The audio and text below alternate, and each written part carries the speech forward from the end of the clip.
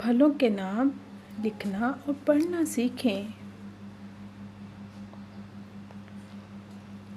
सेब, खुबानी, बादाम, जामुन, केला, काजू, चेरी, अंजीर, किशमिश, अमरूद, लीची, आम, शहतूत,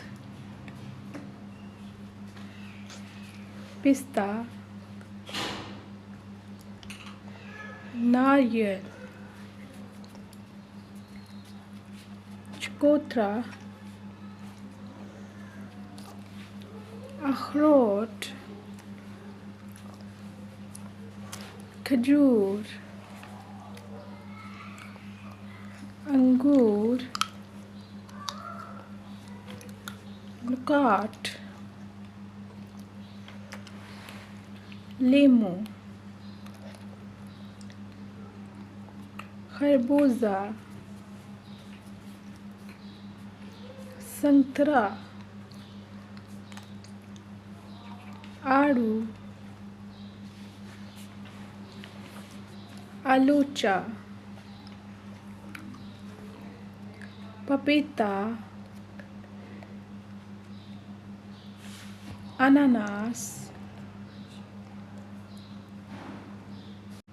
नाशपाती, गन्ना।